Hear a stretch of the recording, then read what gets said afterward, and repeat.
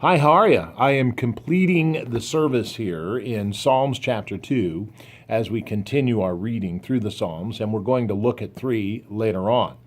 But the question is, and this is all related to the first 2 that we've covered.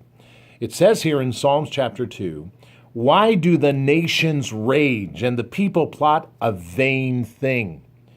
The kings of the earth set themselves against, and the rulers take counsel together against the Lord and against his anointed." The Lord and his anointed. Very interesting. It says here, saying, this is what they say when they come against him, "Let us break their bonds in pieces and cast away their cords from us." Well, he who sits in heaven laughs. Did you know that God has a sense of humor? He laughs. He who sits in heaven laughs. The Lord shall hold them in derision, and then he shall speak to them in his wrath.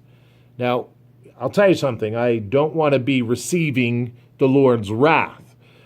So that's a pretty interesting thing. I want to be behind him, not in front of him. So anyway, he speaks to them in his wrath and distresses them in his deep displeasure.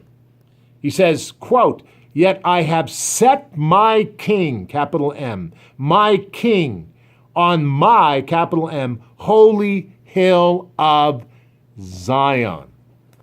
A lot of people hate Zion today.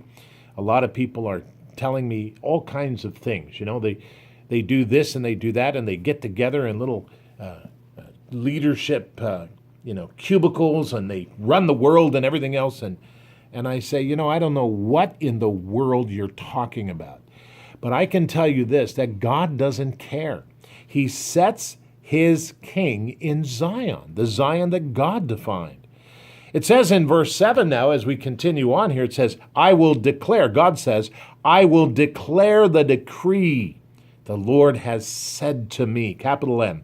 "I will declare the decree the Lord has said to me." He's going to say something about the decree that he's done. He says, "You are my son." This is Jesus. "You are my son. Today I have begotten you." God speaks it right here in Psalms. It is amazing. "Ask of me, and I will give you the nations for your inheritance and the ends of the earth for your possession." Now that's amazing. This is a description of Jesus Christ 1,000 years before he came. Fascinating. It says here, "You shall break them with a rod of iron." That's amazing. "You shall dash them to pieces like a potter's vessel. Now therefore be wise, O kings, be instructed, you judges of the earth. Serve the Lord with fear, with respect, and rejoice with trembling." This is something that I need to say to, and nobody's going to watch this who are leaders of the world, or at least I don't think so. But the world needs to pay attention to God and respect him. It's not doing that right now, but it needs to. It says, "Kiss the Son, lest he be angry."